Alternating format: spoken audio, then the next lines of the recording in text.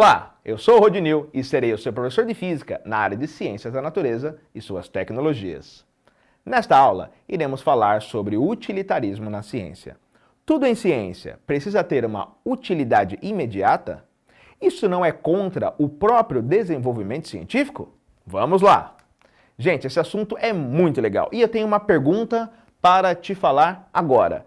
Viajar no tempo é algo possível ou impossível?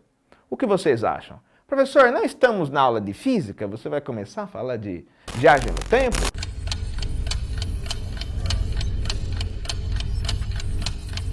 Acredite que viagem no tempo e física tem tudo a ver.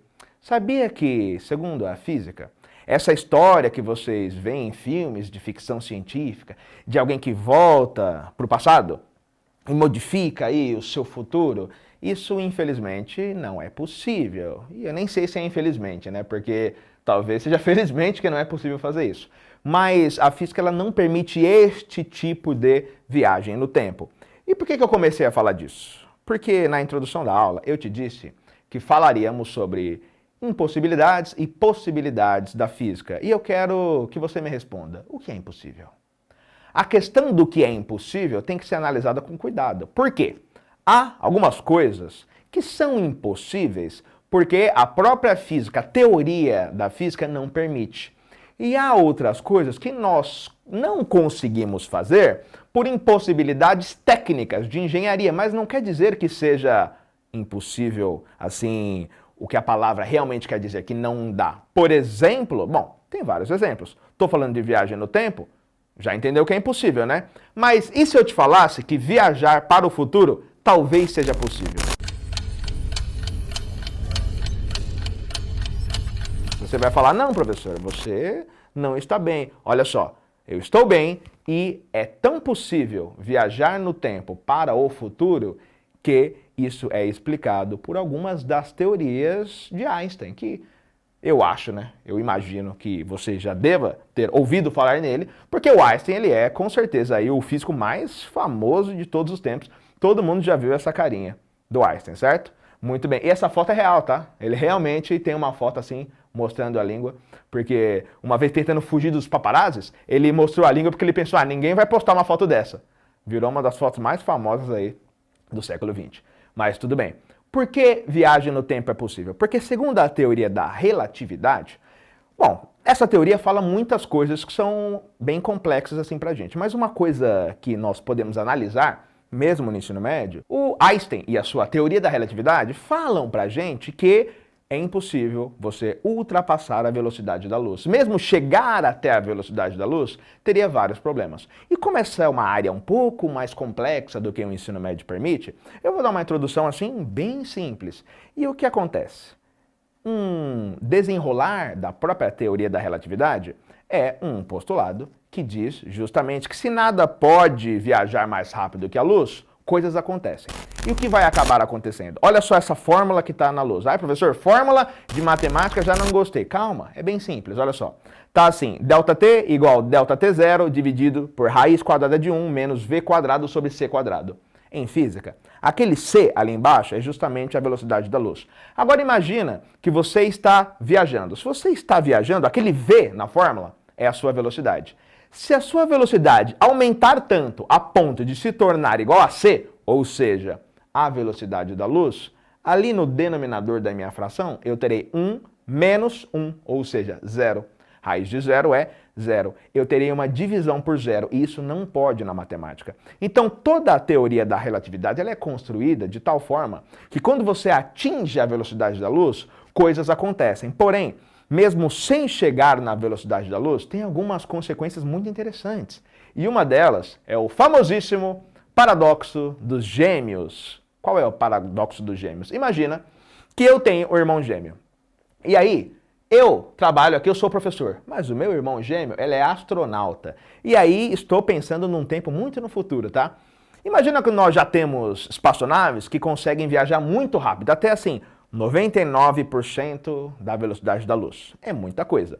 Eu te convido a fazer os cálculos. Imagina que o meu irmão gêmeo, ele é um astronauta e ele vai viajar durante um ano no espaço. E ele volta. Quando ele volta, acredite se quiser, eu estarei, para ele, 7 anos mais velho. Como assim, professor? Isso não faz o menor sentido. Você entende que, da visão dele, ele viajou para o futuro? Pois bem, a teoria da relatividade, ela é um pouco estranha para nós. Ela começa a mostrar coisas que no nosso dia a dia não acontecem. E na física que a gente estuda no colégio normalmente também não acontece. A nossa física dita newtoniana, uma física mais do passado, ela não funciona dessa forma. Mas tente você fazer os cálculos. É só pegar essa equação, no lugar do ΔT0 ali, coloca 1, que é o tempo que passou, certo? Para a pessoa que estava viajando. E no lugar de V, coloca 0,99c, que é 99% da velocidade da luz. Se você passar direitinho os cálculos, você vai perceber que vai dar um pouco mais de 7 anos. Ou seja, houve uma dilatação temporal. E aí, neste momento, você está pensando, legal, professor, você está falando aí, só que isso aí está parecendo mais ficção científica do que ciência. Isso não é verdade não, né? Então, gente, isso é verdade. Isso realmente acontece dessa forma. Ou seja, por que eu estou te falando tudo isso? Porque viajar para o futuro não é um limite teórico da física. A física permite isso. Porém, nós não temos uma criação técnica, uma engenharia que possibilite isso. Você entende o que eu quero dizer? Com problemas da física teórica e problemas de engenharia, nós não conseguimos ainda criar uma máquina que atinja esta velocidade. É uma velocidade muito, muito, muito grande. Legal?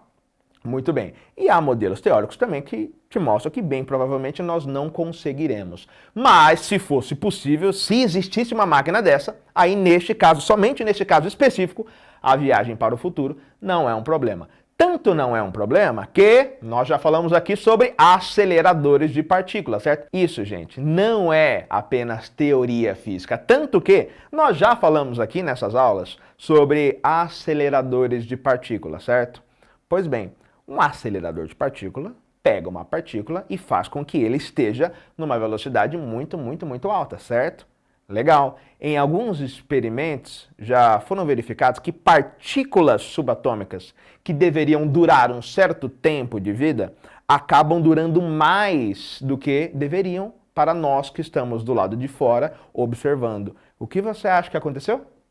Exatamente isso que você pensou. Aquela partícula está viajando no tempo. Ou seja, isso é real, pessoal. Isso não é só teoria. O Einstein, ele foi assim um grande físico, só que o laboratório dele era uma caneta, certo? Ele era um físico teórico. Ele criava as coisas ali na teoria, mas depois isso se mostrava verdade. Tantas coisas dele deram certo que o Einstein, por exemplo, previu a existência de buracos negros, que depois foram descobertos. O Einstein, ele ajudou a concepção, isso não foi muito legal, mas ele ajudou na concepção da bomba atômica. E depois mostrou-se que sim, foi correto, aquilo existia, funcionava. Então ele foi um físico assim, brilhante. E esta parte aqui é uma parte da física também, que não é apenas teoria, realmente ela funciona. Viu só? Bem legal essa aula, né? Agora olha só, quando eu falo de o que é possível, o que é impossível na ciência, sempre algum aluno em sala de aula fala para mim assim, carros voadores são impossíveis? Na verdade, não. Esse é o exemplo contrário. Não tem absolutamente nada na física que proíba um carro de voar, gente. Inclusive, existem carros voadores. Eu até coloquei uma notícia aqui para vocês, que eu deixei no Saiba Mais, depois dá uma olhada lá na notícia integral.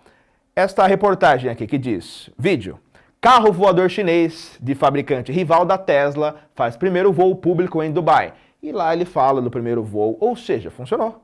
Deu certo. Um carro voador? Existe. Moto voadora? Já existe. Essas coisas existem. A questão aqui, professor, por que não tem então carro voador para todo lado? Ia resolver o problema do trânsito. É que a questão não é essa. Para que algo funcione, não é só funcionar cientificamente. Para que seja implementado pela sociedade, isso aqui tem que funcionar também. Ele tem que ser, o custo tem que valer a pena. Tem que ser rentável o negócio. Então nós não conseguimos ainda criar uma máquina deste tipo, um carro voador, que realmente valesse a pena. Placa solar existe. Mas por que não tem placa solar em todas as residências do Brasil e do mundo para salvar o planeta de uma vez? Porque nós ainda somos dependentes das outras formas que são economicamente mais viáveis, certo? Então foca sempre nisso. A questão é, isso é um limite da física? Não, é um limite de engenharia. Ainda estamos estudando, e isso daqui é uma outra área de estudo também muito promissora, que se você está escolhendo a sua carreira, pode ser uma boa opção. Agora, uma coisa que permeia assim, toda a história da humanidade é a questão do moto infinito, ou do moto perpétuo, do movimento perpétuo. O que é o movimento perpétuo, o moto perpétuo? É um tipo de máquina que alguém em algum momento pensou assim, e se eu criasse uma máquina que ela funcionasse para sempre? Imagina uma roda que gera energia elétrica e essa roda nunca para por alguma engrenagem complexa ali. Isso seria um moto perpétuo ou um motor infinito. Durante muito tempo na história da humanidade, tentaram criar motores deste tipo, como esses representados aqui na imagem. Porém, por questões da física, agora sim, isso não é um problema de engenharia. Ah, não dá porque a gente não chegou lá ainda. Não é isso. Tem um problema da física, que diz aqui que não dá para você construir isso. Por quê? Porque a energia ali sempre vai ter perda. A energia ela sempre vai se perder de alguma forma. E cuidado com essa palavra, tá? Porque eu falo perder energia, dá a impressão que a energia sumiu. Não é que ela sumiu. Você lembra que a energia não pode ser criada nem destruída, ela sempre se transforma? Então aí que tá. Ela se transforma. Só que ela se transforma para um modelo, um tipo de energia que nós não conseguimos pegar de volta para conseguir fazer com que o sistema vire cíclico. Então, o moto perpétuo é um exemplo de uma impossibilidade da física, legal? Justamente pelo princípio da conservação da energia. Muito bem? Legal. Ainda falando aí dos limites da física, das ciências, das nossas aulas, eu comecei lá essa aula falando que eu ia comentar com vocês sobre utilitarismo também. Sabe o que significa essa palavra? É assim, é quando alguém chega e fala, olha, as universidades, os centros de pesquisa deveriam pesquisar coisas úteis. Só que, gente, não é assim que a ciência funciona. Isso não dá certo. Não dá para trabalhar assim. Porque a ciência, muitas vezes, mas muitas vezes mesmo, vocês nem têm ideia, quando descobrem algo, não sabem o que estavam procurando. Nossa, professor, então eles procuram assim sem saber o que estão fazendo? Eu não disse isso. Eu disse que muitas vezes o que é encontrado não estava sendo esperado. Eles estavam, às vezes, pesquisando outra coisa. E um dos exemplos mais legais de falar disso é a descoberta da penicilina. Gente, fala sério, já tomou uma injeção?